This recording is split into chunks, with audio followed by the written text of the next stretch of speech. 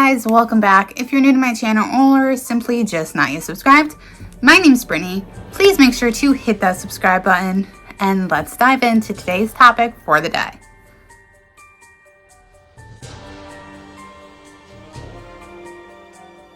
While I was going through different possible topics, this one really caught my eye because my grandfather actually served in the Vietnam War.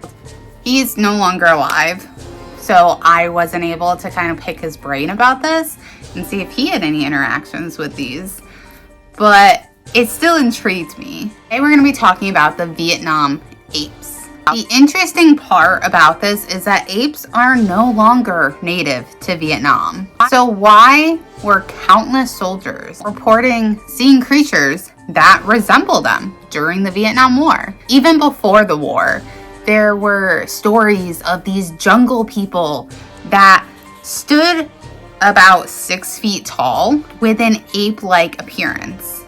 These creatures were reported by soldiers and dubbed the name Rock Apes. And there were hundreds of people that reported seeing them. There were so many encounters in one single location that it actually became known as Monkey Mountain. It was soldiers on both sides of the war that were seeing these creatures. Both US and Vietnam soldiers were reported being attacked by creatures that were human-like, had 5-foot fangs, and were able to climb steep rocks with ease.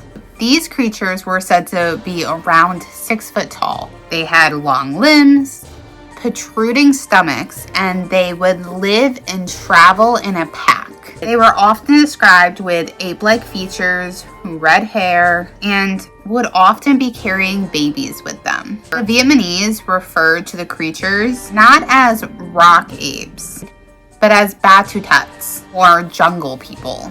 And rock apes didn't get their name because they lived on rocks. It was because they liked to throw rocks. However, in most instances, they were defending themselves. They weren't the ones that initially started throwing the rocks. They were defending themselves from the humans who started throwing the rocks. Or they felt attacked in other ways from the people. Strangely though, these creatures weren't afraid of people, which is odd because if these creatures obviously were not used to people being around. It wasn't really until the Vietnam War that there were sightings of them. There was a little bit of sightings before, but it wasn't many. So they didn't really start seeing people until the Vietnam War when they were in the Vietnam jungle. With the fact that these creatures weren't used to people being around, they should be wary of humans, but they weren't. Soldiers would end up getting extremely close to the rock apes before even realizing that their creatures were there. The creatures were more active during dusk or at night. Even though there were so many of these detailed reports of these rock apes, no hard evidence was ever found. No photographs, no rock ape. There were even reports of these creatures being killed, but no bodies were ever found. Which I would like to mention that different creatures have different burial things. I recently found out that ants actually carry their dead. They take them away and they put them in a place together, which is interesting because I saw an ant and it looked like it was carrying a dead ant. And I was like, no, I'm just imagining it. It's food. And then I saw another one and I was like, wait a minute. And I know that fish, if they're hungry enough, will eat other fish that are deceased. So I don't believe that just because there's no dead bodies doesn't mean that there weren't ever a creature, because we bury or cremate our deceased. So maybe some creatures have a sort of cremation tactic for their deceased, for their burial, or maybe they buried them themselves. Or in, like fish cases, they eat them. Disturbing, but it happens. So I don't think no dead body means no creature. Due to all the reports of rock apes, the general of the Vietnam People's Army, General Hoang Minh Ta, ordered an expedition to try to capture a rock ape in 1974. And he was so desperate to capture one of these rock apes that he didn't care if the rock ape died in the process. They just wanted the body, which is really disturbing. I mean, I get wanting to prove that something is out there, but to physically harm something to prove that, I think is incredibly messed up. However, the expedition failed. No concrete evidence.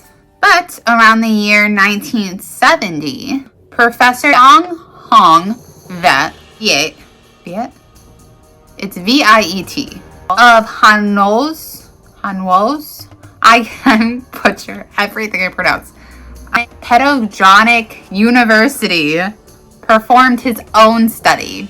And he came across non-human but human-like footprints. And he casted them in cement, which reminds us kind of Bigfoot. So what could these creatures be? We're going to dive into some theories. Scientists originally thought that the soldiers had encountered orangutans, which were originally native to Vietnam. However, they had become extinct from Vietnam thousands of years before the Vietnam War. So the chances of an entire species of orangutans being there, an entire family being there after thousands of years of extinction from a country, pretty unlikely. However, in 2017, there was a new species of orangutan discovered in the neighboring Sumatra, which is now referred to as the Tapanuli orangutan. So is it possible that there is a new species of orangutan that were these creatures? But the behavior described in the encounters of these rock apes are very different from orangutans. So most likely that's not it. The next animal that it was theorized to be was the white-cheeked gibbon. But the gibbon is a lot smaller than the size of these rock apes. The average weight of a white-cheeked gibbon is around 20 pounds. So you're not going to see this 6-foot creature weighing in at 20 pounds. Some believe that the babies that we're seeing were the white-cheeked gibbons, but I don't really see that. I think that they were the creatures, young. I don't really see why one type of monkey would be carrying another type of monkey around on its back.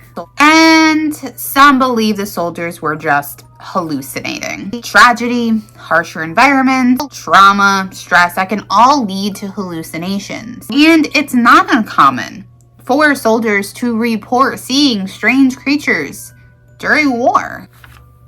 And I know that there are mass hallucinations, but is every one of these hundreds of reports really a hallucination? And it's not just on one side of the fence, it's on the other. It's both sides. So is every single one a hallucination? There were countless numbers of sightings. And some even say that these rock apes had changed the course of the war. So what were these soldiers seeing out there? After the war, the rock apes seemed to retreat back into isolation. The Vietnam forest isn't very well populated. Most locals tend to stay out of the forest or out of the jungles, which is probably why the sightings severely decreased, because there weren't a ton of people in the jungles anymore. And I'm curious, there was a Bigfoot sighting along the same time, I believe. So that really like pushed that as well. And some Bigfoot are said to be like 6 feet tall. So could it be Bigfoots? Maybe? I don't know. I'm torn. I think that it could just be an entirely new species or subspecies that just haven't fully been discovered. But it is so interesting that they were not afraid of humans. Almost like they felt they were the dominant species. I mean, they were, you know, they were native to those jungles, where humans were not. And it didn't really seem like they ever went out of their way to harm people. They would defend themselves when they felt attacked, but most creatures do. I mean, humans do. I want to know what you guys think that these creatures could have been. Do you think they were just hallucinations? Do you think that they were some sort of monkey or maybe Bigfoot or something else entirely? Who knows if we will ever find the answer. If you know somebody who served in the Vietnam War, ask them. Ask them if they ever had an encounter or ever heard of people having an encounter with rock apes. I would be really curious to talk to somebody who had.